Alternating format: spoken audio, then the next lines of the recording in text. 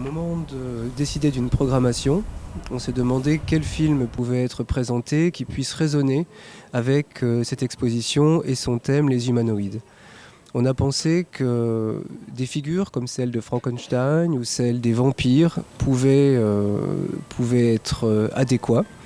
Et c'est pourquoi on a le plaisir de recevoir ce soir plutôt, un grand spécialiste des vampires, Mathieu Orléans, qui est commissaire d'exposition pour la Cinémathèque française et qui a notamment organisé une grande exposition qui a eu énormément de succès à Paris, l'exposition Vampire.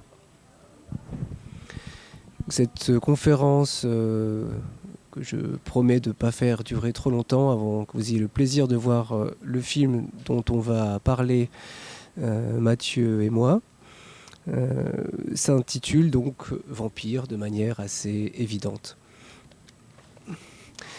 Mathieu, peut-être est-ce que tu pourrais, avant toute chose, nous donner quelques indications sur la genèse des vampires et notamment ses sources littéraires. Qu'est-ce que c'est qu'un vampire ?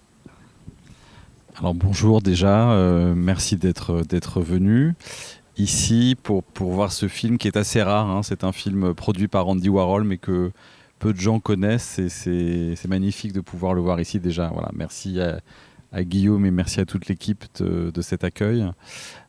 Effectivement, j'ai été commissaire d'une exposition parce que j'ai eu l'intuition que les vampires étaient un thème qui traversait tout le XXe siècle de manière absolument spectaculaire, à la fois du côté évidemment du cinéma, de la littérature, de la bande dessinée, de la série télévisée, de la peinture, de la photographie. Donc l'intuition que c'était un thème qui vraiment pouvait agglomérer un certain nombre de talents et c'est comme ça que je suis devenu petit à petit spécialiste de vampires, ne l'étant pas de formation, mais c'est vrai que ça m'a permis de me plonger dans toute cette histoire du siècle pour me rendre compte qu'effectivement c'était un mythe qui n'avait eu cesse de se renouveler, qui n'avait eu de cesse de se transformer, qui n'avait eu de cesse de se métamorphoser comme les vampires eux-mêmes et qui nous a fait passer de films classiques du cinéma primitif, muet, comme par exemple le film Nosferatu de Murnau, jusqu'à un film comme celui de Jim Jarmusch, Only Lovers Left Alive avec Tilda Swinton, qui est un film que j'avais découvert dans les années 2010 et qui m'avait vraiment subjugué et qui m'avait questionné sur l'évolution du vampire, parce que dans ce film-là, on est face à des vampires si ce n'est inoffensifs, des vampires qui gardent certaines caractéristiques, je vais y revenir d'ailleurs, comme par exemple boire du sang, ce rapport effectivement à la prédation de l'autre, à la nuit, et certains motifs qui sont effectivement récurrents chez les vampires, mais pour en faire des personnages qui sont, dans le cas de Jim Jarmusch, des artistes, des figures libertaires, des figures proches de la Beat Generation, et qui, au contraire, créent une forme d'empathie pour le spectateur, et pas du tout de rejet. D'ailleurs, dans le film, c'est assez amusant, c'est des personnages qui ne boivent plus du sang humain, qui refusent de tuer des humains. Ça, c'est une vraie problématique qu'on retrouve dans beaucoup de films contemporains, et qui se contentent de sang synthétique, qui vont à l'hôpital, ou de sang qui a été prélevé chez des malades, ou chez des personnes qui ont fait des dons de sang, par exemple. Et donc, effectivement, il y a des inversions comme ça qui m'ont vraiment questionné, et savoir comment tout d'un coup, quelle est cette courbe qui nous a fait passer d'un vampire monstrueux à un vampire presque si ce n'est sympathique, mais même avec une forme d'aura spirituelle, une figure dans laquelle on a envie de se reconnaître, quoi. Alors c'est vrai que les vampires n'existent pas, donc c'est pour ça que je ne pense pas vous donner un scoop, mais c'est pour ça qu'effectivement il y a autant de variations finalement qu'il y a d'artistes. C'est ça qui est un peu compliqué, c'est que finalement chaque artiste, que ce soit chaque cinéaste ou chaque photographe ou chaque écrivain, va projeter quelque chose dans le vampire. Il y a évidemment des points communs, mais va l'adapter à sa propre métaphysique, à ses propres envies, ce qui fait que chaque projet de vampire effectivement va avoir sa spécificité. Si on part sur certaines bases qui sont communes, je pense que la pierre angulaire de tout ça, la base, disons, la Bible des vampires, c'est le livre de Bram Stoker qui s'appelle Dracula, qui a été écrit en 1897, qui est donc presque contemporain de l'invention du cinéma, 1895. Il y a eu beaucoup d'essais, on y reviendra sûrement tout à l'heure, sur le fait que le cinéma est l'art des vampires et que le cinéma et le vampirisme contemporain sont nés presque la même année en même temps, et qu'il y a quelque chose de commun entre les deux. On y reviendra certainement plus tard. En tout cas, Bram Stoker va poser un certain nombre de règles qui sont dans l'imaginaire de tout le monde, du coup, ce qu'on imagine du vampire, c'est-à-dire un être qui ne vit que la nuit, un être qui se nourrit du sang humain, qui a certaines peurs de signes, de symboles religieux, de certaines spécificités comme l'ail par exemple, qui se métamorphose en animal, se métamorphose en fumée, peut disparaître. Enfin voilà, tout un tas de caractéristiques qu'il a vraiment mis noir sur blanc, c'est le cas de le dire dans son livre. Il faut savoir aussi qu'il a fait une pièce de théâtre, il était très soucieux de l'exportation, enfin de la transmission de son livre, et il avait le souci de le rendre populaire et de le transformer en pièce de théâtre. Donc il a travaillé avec deux auteurs, un anglais et un américain, pour adapter son livre en pièce de théâtre. D'ailleurs, on trouve dans les archives en Angleterre les manuscrits de Stoker de la pièce de théâtre. Et la pièce de théâtre, elle a été ensuite à Broadway, ça a été un grand succès. De Broadway, c'est arrivé à Hollywood. Et aujourd'hui, voilà, tout le monde a dans l'esprit les films hollywoodiens, et pas que, mais les films, disons, américains de vampires. C'est tout ce circuit qu'il faut bien comprendre. Et Stoker, évidemment, est crucial.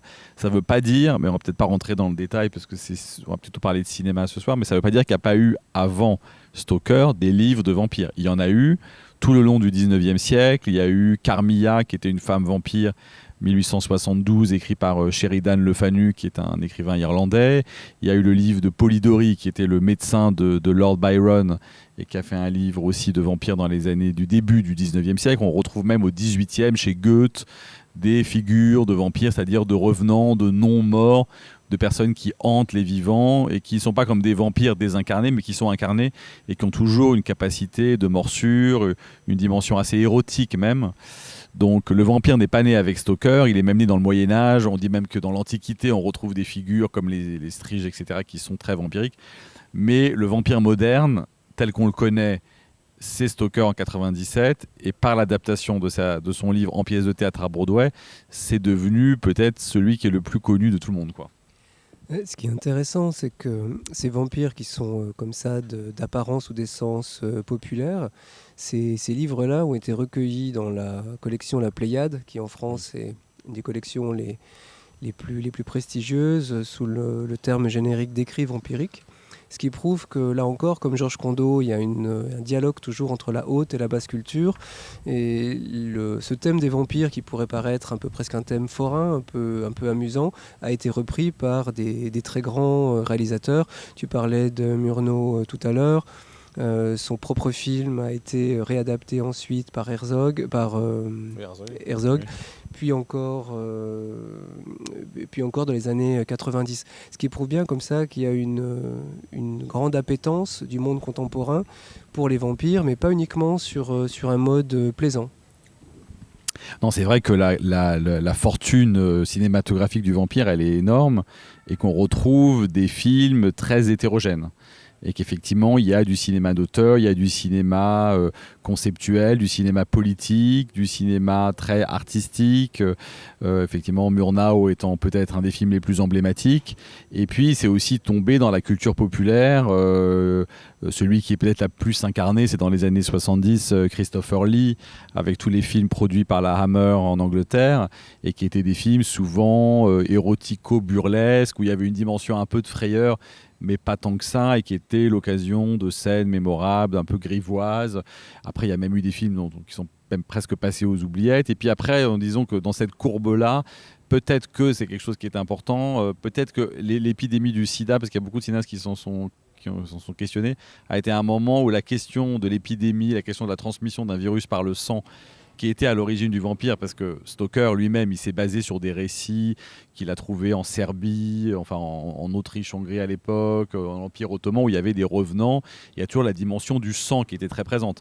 Mais c'est vrai qu'après, cette dimension épidémique sanguine avait un peu disparu de l'univers, disons, occidental, et l'apparition du sida dans les années 80, avec beaucoup de cinéastes se sont rendus compte que finalement le vampire pouvait être aussi un levier pour penser des questions présentes, et pas simplement un personnage folklorique du passé, tel qu'on pouvait le voir dans les films de Christopher Lee, avec des costumes très très décalés, dans des ambiances atemporelles. Au contraire, c'était une figure pour penser le présent, et pas pour penser un fantasme d'époque révolue, quoi. Donc ça, c'est évidemment très important. C'est intéressant, parce que c'est vrai que chaque époque a défini son propre vampire, et c'est une question que j'aimerais vous poser, c'est au fond, de quoi est-ce que les vampires ont été le nom ?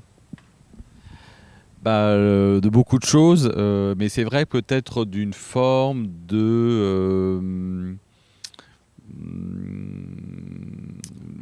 du côté de la sexualité ou du côté du politique, de figures qui sont des figures un peu anarchistes finalement, de figures qui sont dans une forme de marginalité, de remise en question d'une norme, de remise en question alors de la norme religieuse, de la norme donc on relit le texte de Bram Stoker, tout est déjà là, mais c'est cette idée c'est un personnage, d'ailleurs, il vient en Angleterre pour récupérer des terres, donc il y a toute cette question effectivement du propriétaire terrien, d'un nouveau type de propriétaire terrien. Donc après, encore une fois, beaucoup de gens ont projeté dans le vampire des choses très paradoxales. Dans certains films, le vampire devient par exemple une sorte d'ultime capitaliste. Avec ses terres, avec une volonté d'empêcher un déclin d'un monde du passé, d'un monde structuré sur une forme effectivement d'argent aussi de tradition. Et puis au contraire, pour d'autres, le vampire est du côté de la classe très prolétaire, d'un peuple qui a été voilà, pas considéré, marginal, de l'ombre. Le film de Catherine Bigelow, par exemple, Aux frontières de l'aube, on est vraiment du côté d'un lumpen prolétariat, aussi de hippie. Enfin, ça croise plusieurs problématiques. C'est un film des années 90, mais qui met le vampire à l'opposé du propriétaire terrien capitaliste, tel qu'on pouvait aussi le voir un petit peu chez Stoker. Donc en fait, il est le nom, enfin, ce que j'ai dit tout à l'heure, c'est que c'est un peu difficile de résumer parce que c'est une figure fantasmatique, fantastique, et que ça a beaucoup à voir avec l'imaginaire de chaque artiste, les névroses de chaque artiste, les projections, et qu'en fonction de chaque époque, en fonction du goût de chacun, ça a pris des formes un petit peu différentes.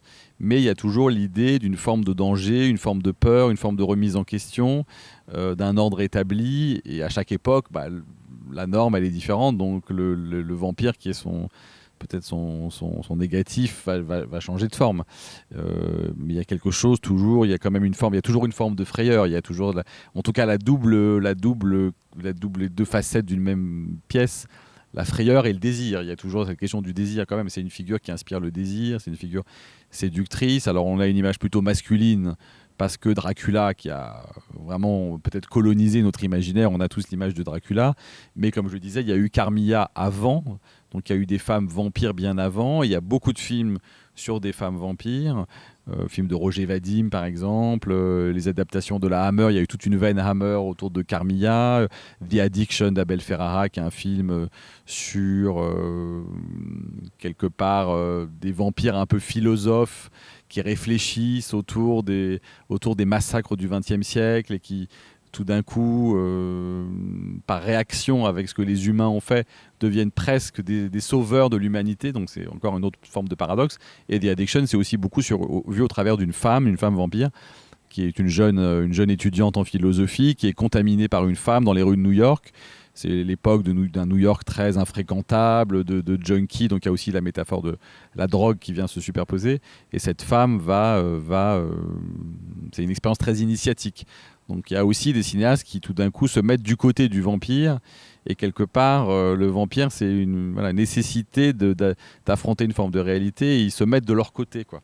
Donc ça, c'est différencié. Il y a des cinéastes pour qui le vampire, c'est plutôt une sorte de forme de rejet, c'est plutôt une sorte de figure extrêmement négative d'une société. Et puis pour d'autres, c'est au contraire, il y a une forme d'adhésion, il y a une forme d'empathie. Le vampire, c'est un être qui est déconsidéré, et du coup qui a une forme de fragilité presque aussi. C'est intéressant cette plasticité de la figure du vampire qui peut incarner différentes choses. Et justement, ce que vous dites, cette négativité, peut-être a priori, n'a pas été toujours traitée. Vous parliez tout à l'heure du film de Jarmusch, où en effet ce couple de vampires sont infiniment séduisants et sympathiques. C'est aussi une figure qui peut être parfois tournée un peu en dérision, comme c'est le cas, bien que ce soit toujours un peu compliqué d'être aussi catégorique, dans le film qu'on s'apprête à voir. Oui, et puis il y a eu des cas encore plus extrêmes que Jarmusch. Effectivement, par exemple, la série des films Twilight, qui a été très appréciée des adolescents dans les années 2000, et qui du coup met vraiment le vampire du côté d'une métaphore de l'adolescence, de le moment de transformation du corps, de l'esprit, des valeurs.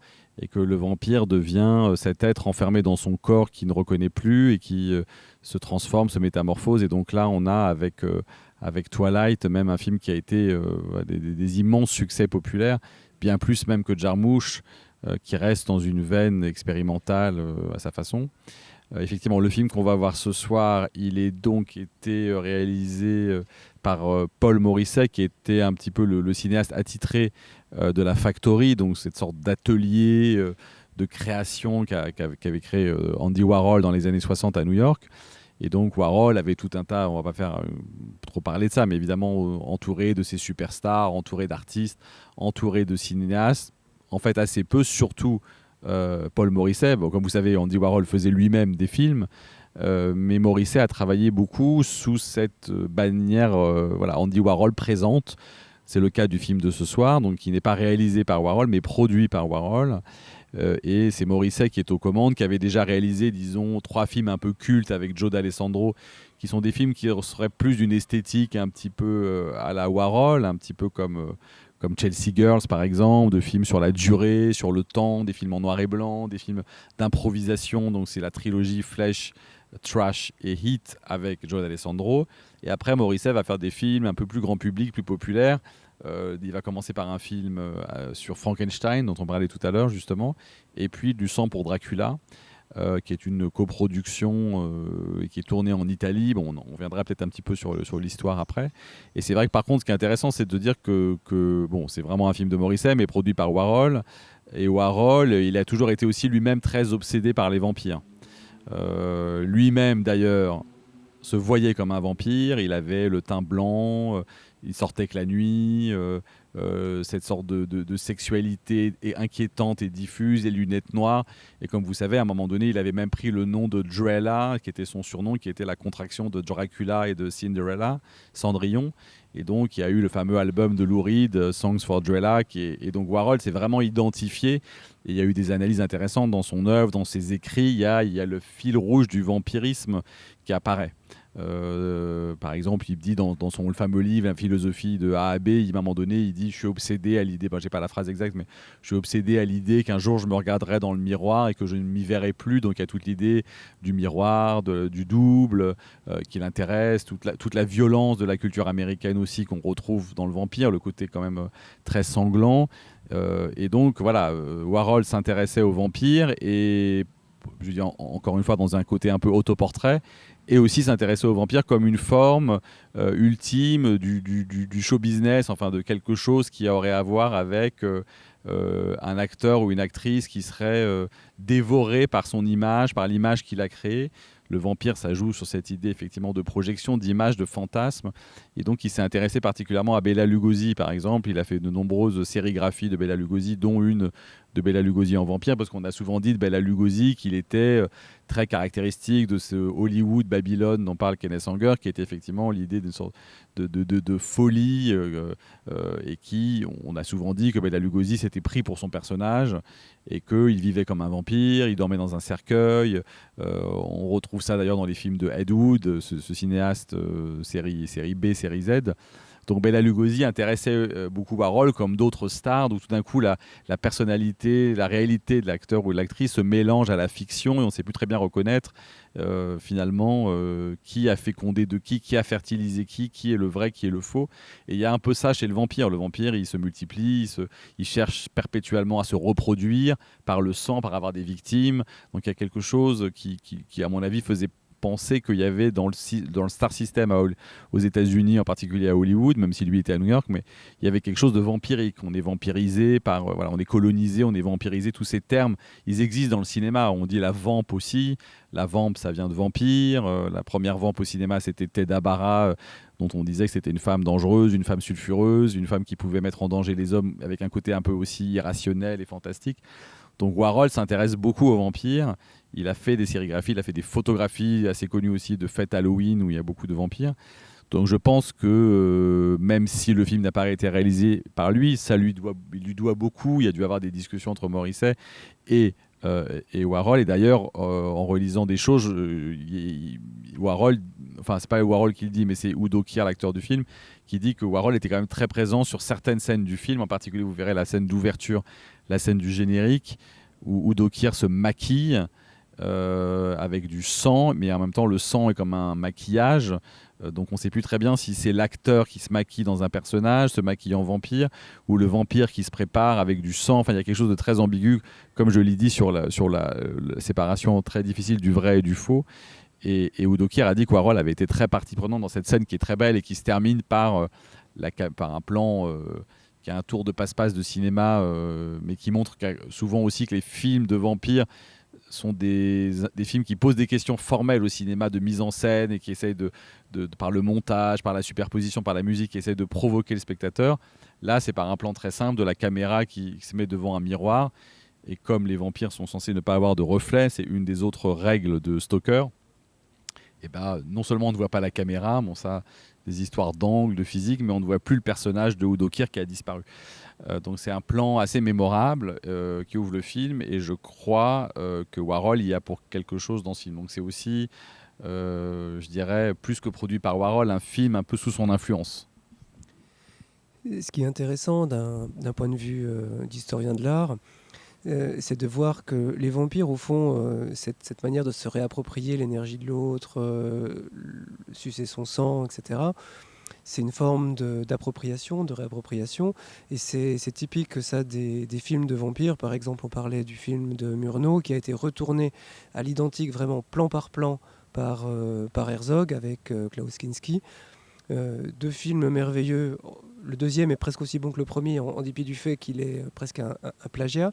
Et c'est étonnant de voir que Warhol lui-même, en fait, n'hésitait pas à se réapproprier les images des autres, les images les plus communes. Est-ce qu'il n'y aurait pas là une forme de parallélisme qu'on pourrait dresser ? Oui, oui, tout à fait. Il a dit de la métamorphose et les films qui se métamorphosent. Et je pense que Herzog a voulu jouer là-dessus. C'est pas un hasard. Bon, Herzog raconte que allemand, il y avait une telle haine de la génération de ses parents et de la période nazie qu'il a voulu se reconnecter à l'histoire de l'Allemagne et de ses grands-parents ou des grands-parents spirituels. Donc il s'est intéressé beaucoup au cinéma expressionniste allemand, et donc en particulier à Murnau. Donc il voulait rendre hommage à cette génération des grands-pères qu'il avait formés et qui était ce à quoi il pouvait se rattacher pour son identité allemande. Mais effectivement, c'est pas hasard qu'il ait choisi ce film-là. Peut-être c'était par le sujet même le film qui pouvait se prêter le mieux à une réinterprétation, à une métamorphose du fait du vampire. Il aurait pu choisir un film de Fritz Lang, il aurait pu choisir un autre film de Murnau lui-même d'ailleurs. Mais il a choisi ce film-là, effectivement, qui est un film de vampire. Mais là où c'est intéressant, c'est dans toutes les variations. C'est-à-dire que effectivement, il y a le côté du plan par plan, il y a beaucoup de points communs entre les deux films, évidemment, mais il y a aussi des grandes divergences. Et ça montre bien qu'on ne peut jamais totalement s'approprier le vampire, et que c'est comme si le vampire vous dépassait, vous aviez besoin, parce que s'il y a cette chose de fantasme, de vous exprimer vous-même, il y a des choses très cruciales et très différentes. Le film de Murnau se termine, par exemple, de manière... le vampire est tué, la femme tend un piège au vampire et le vampire meurt, ça arrête quelque part la malédiction.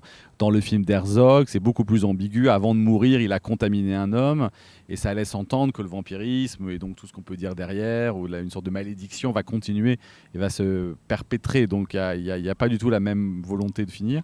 Et surtout, il y a une grande différence, parce qu'il y en a un qui est tourné dans les années 30, muet, et enfin même avant, et l'autre qui est parlant, c'est que le vampire s'exprime beaucoup chez Herzog. C'est un vrai philosophe, il s'exprime, il parle de sa monstruosité, de sa laideur, de son incapacité à être aimé, à être vu. Il y a une souffrance chez le vampire qui est exprimée par la première personne, il parle à la première personne. Chez Murnau, c'est un film muet, il ne s'exprime pas, le vampire ne parle pas, mais en ça, c'est assez fidèle à Stoker. Le livre de Stoker, en fait, c'est un récit épistolaire de plusieurs personnes qui s'expriment, ou de notes de travail entre le médecin, les différents personnages. Et le seul qui ne s'exprime jamais, c'est le vampire. En fait, chacun projette sur Dracula quelque chose, mais Dracula ne prend jamais la plume pour écrire. Donc Dracula est vraiment celui qui ne dit jamais je, qui ne dit jamais ce qu'il pense. Et en ça, Murnau a respecté ça, parce que son film, le vampire ne s'exprime pas. Même quand il y a des cartons, on est plutôt dans la tête des différents personnages du film, mais pas dans la tête dans la tête de Dracula ou de Nosferatu. Enfin, c'est la même chose. Nosferatu, c'est un nom commun qui désigne le vampire. Bon, je vous expliquerai pourquoi après, mais et Et par contre, chez Herzog, il s'exprime, il parle, il dit quelque chose de sa souffrance. Alors pourquoi ça s'appelait pas Dracula? Parce qu'en fait, c'est très simple. Murnau a été contacté par un producteur ésotérique, fasciné par l'hindouisme, qui était un Allemand, qui lui-même croyait, qui était très ésotérique dans l'âme, qui croyait vraiment aux vampires, et qui en fait avait envie de faire un film sur les vampires. Il racontait quand il était jeune, ce producteur, il s'appelle Albin Grau, il avait entendu parler dans son village d'un vampire, d'un revenant, et il voulait faire quelque chose là-dessus. Et ils ont eu l'idée d'adapter le livre de Stoker. Sauf que c'était une toute petite boîte de production, ça s'appelait Prana Film, d'un nom hindouiste. Et ils n'ont pas demandé les droits à la veuve de Stoker, Florence Stoker. Donc ils ont fait ça de manière complètement pirate. Et en fait, ils ont du coup transformé les noms pour pas être reconnus. Donc, ils s'appellent pas Dracula, mais Nosferatu, qui est un terme qu'il y a dans Dracula, parce que Nosferatu, c'est un nom, c'est un mot roumain déformé qui voudrait dire celui qui ne parle pas ou celui. Il y a plusieurs étymologies, mais c'est un nom commun. Le Nosferatu, c'est le synonyme de vampire en fait. Mais ils ont transformé les. Donc, dans le film de Murnau, il s'appelle Orlok au lieu de Dracula. Tous les noms ont été transformés. Évidemment, quand le film est sorti, tout de suite, Florence Stoker a remarqué que c'était l'adaptation du livre de son mari. Il y a eu un interdit, le film a été interdit, ce qui a joué du mythe du film. Déjà, c'est un film un peu mystérieux qui fait peur, mais alors en plus, il a été arrêté, les copies ont été détruites. Heureusement, certains ont gardé les copies du film, mais pendant des années, le film se voyait comme on assisterait à une soirée de table tournante. C'était vraiment en secret, dans des lieux, sur certains rendez-vous, parce que le film était interdit. Il a fallu des années après pour que le film soit autorisé, qu'on retrouve les copies qui n'avaient pas été perdues. Le film était à l'époque, il n'y avait pas de couleur, mais sur des traitements de filtres. Il y a plusieurs filtres et c'est très important. Les scènes de jour et les scènes de nuit, parce que le vampire ne vit que la nuit, c'était très important de montrer la différence. Donc il y a un filtre rouge pour l'aube, un filtre bleu pour la nuit, un filtre vert pour le jour. Tout ça, ça a été restauré et le film, tel que Murnau l'avait pensé, on peut le voir seulement depuis 10 ans, alors que c'est un film de 1927. Parce qu'il y a eu tout ce périple qui va assez bien avec les périples qu'il y a dans les films de vampires. Mais c'est un film qui a eu du mal à... Mais qui est un film très séminal, matriciel pour tout le monde. C'est vraiment peut-être un des plus grands films de vampires. Oui, c'est même un des grands films de l'histoire du cinéma. Oui. Alors, puisque tu parles de Murnau, je voudrais qu'on passe au film qu'on s'apprête à voir et que tu nous expliques un petit peu comment justement ils sont différencient. Puisque comment est-ce qu'à partir d'un film matriciel qui par sa perfection plastique en fait va presque créer le genre, on va réussir à trouver des espaces de liberté? Je disais, il y a quand même Warhol derrière, il y a Morisset, c'est un film beaucoup plus léger d'apparence, en tout cas. Il y a même, c'est clairement une comédie horrifique et érotique. La dimension érotique est assez importante aussi. Et c'est un film, je ne vais pas tout vous raconter, mais qui se passe en Italie. Vous verrez pourquoi les personnages vont en Italie, s'installent en Italie. Ce que je dirais, c'est que peut-être il y a d'un côté quelque chose qui était important à l'époque, c'était le thème de la drogue, le thème du manque, le thème de la dépendance. Donc il y a un déplacement du côté, il y a toute une problématique dans le film qu'il a vraiment inventé, qui est la question d'un sang pur et d'un sang impur. Certaines femmes, quand elles sont vierges, auraient un sang pur, certaines femmes n'auraient pas un sang pur, elles seraient un sang impur. Donc il y a toute une relecture un peu religieuse du mythe. Et donc, il y a des moments où le personnage est pris de convulsions, soit parce qu'il est en manque de sang, soit parce que le sang est impur. Et donc, on a souvent dit du film, et c'est assez juste, que ça réactivait des choses plutôt du côté des problématiques assez contemporaines, de drogue, de dépendance. Et c'est vrai que c'est quelque chose qu'il a travaillé. Donc, il y a pas mal de... Voilà, comme dans tous les films de vampires, il y a disons, un décorum dans celui-là qui est très l'Italie des années 20, mais dans ce que ça raconte, c'est aussi des choses assez contemporaines. C'est l'Italie des années 20, c'est vu à travers aussi les yeux d'une famille d'aristocrates décadents, dont le père, le marquis qui est joué par Vittorio De Sica, le cinéaste, veut marier ses filles parce qu'il n'a plus d'argent. Donc il y a aussi cette vision d'une Italie. Alors encore une fois, c'est tourné bien plus tard, mais sur la question de la décadence politique, l'Italie pré-fasciste. Enfin voilà, il y a ces questions-là que pose certainement le film, parce que vous verrez un des personnages importants qui est un peu le contrepoint du vampire et peut-être un peu son double. Finalement, c'est ces deux hommes qui s'opposent dans ce film. C'est le personnage de Joe D'Alessandro, qui est un ouvrier qui travaille dans cette maison, qui est très marxiste. Il y a plusieurs scènes où il revendique ses positions politiques. Et c'est finalement peut-être entre lui et le vampire que ça va se jouer. Alors soit dans un mode d'opposition, peut-être le vampire est du côté de quelque chose du passé qui est en train de mourir et l'autre du côté d'un présent, ou peut-être aussi dans un jeu de miroir. Il y a toutes ces questions de miroir, de faux miroir. Il y a un peu des deux dans le film. Je ne vais pas trancher puis je ne vais pas vous révéler, mais il y a quelque chose qui se joue aussi entre les deux hommes. Voilà. Et peut-être que ça c'est une des pistes de lecture à l'intérieur du film, sous des airs encore une fois de pas avoir l'air d'être un film ni spécialement un film engagé ni spécialement un film politique, mais qui est quand même un petit peu tout ça à la fois. Dans l'exposition que j'avais fait à Paris par exemple, j'avais fait toute une salle sur les représentations des hommes politiques en vampires dans la presse et dans les manifestations. Donc j'étais un petit peu un pas de côté, mais je montrais des extraits de films qui allaient dans le même sens.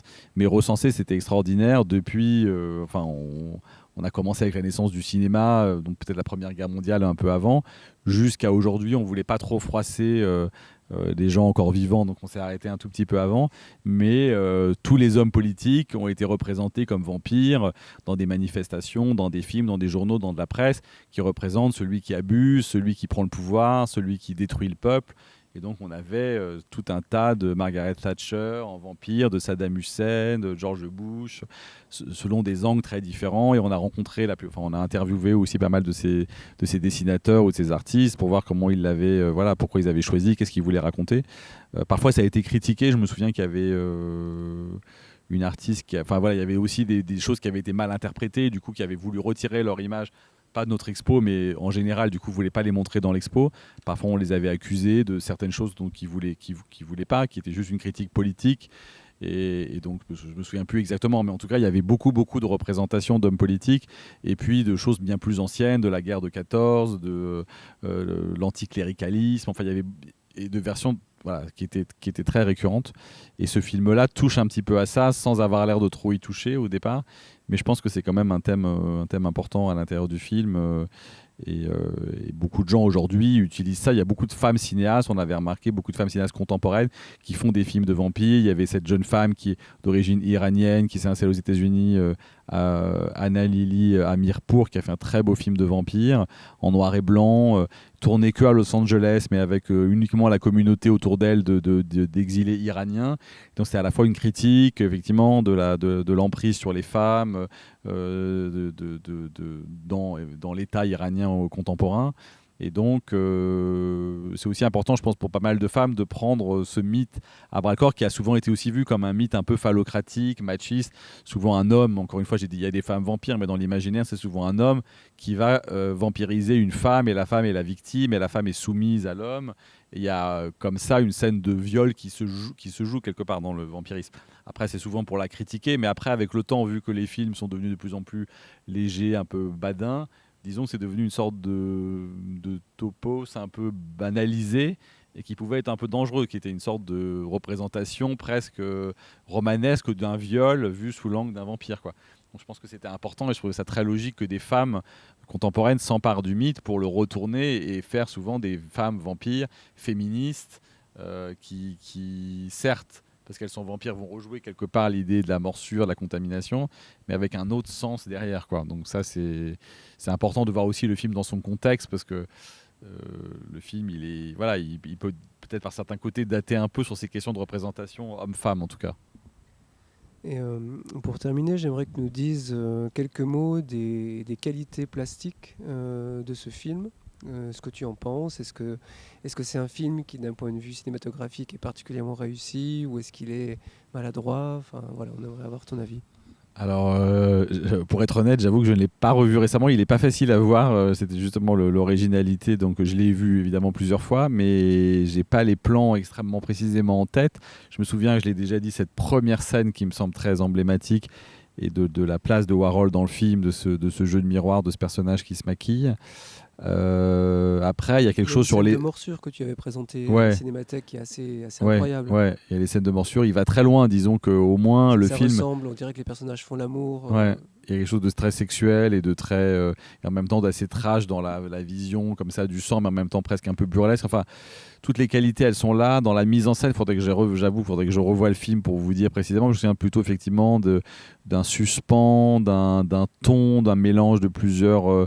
je sais pas, les acteurs, le fait de faire venir des Sika qui représentent tout à fait un autre cinéma, et Udo Kier qui va travailler après avec Fassbinder. C'est tout d'un coup la jonction de plein d'icônes du cinéma de différents endroits.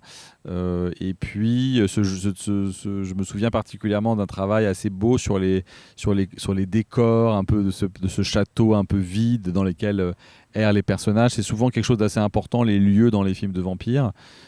Parce que certainement Dracula, Bram Stoker, il y a quand même l'importance du château et puis de toutes les maisons à côté dans lesquelles sont les personnages, l'idée d'une intériorité. Et on le retrouve souvent dans les films de vampires. Il y a des lieux.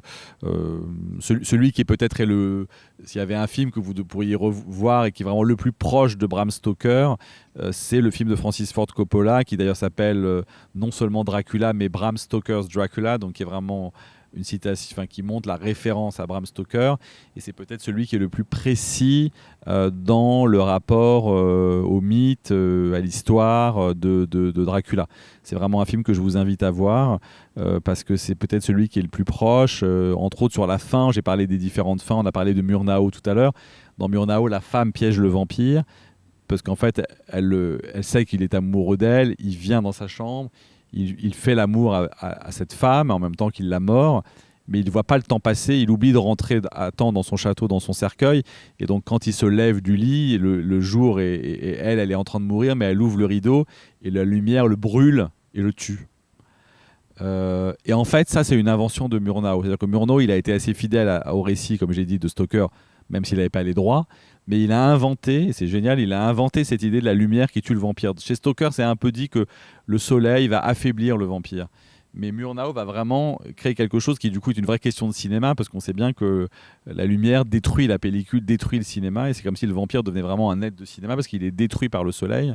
Et c'est pas du tout le cas dans le livre de Stoker. Dans Stoker, il y a toute une course-poursuite en Transylvanie, il le décapite, ce qu'on voit d'ailleurs dans le film de Coppola.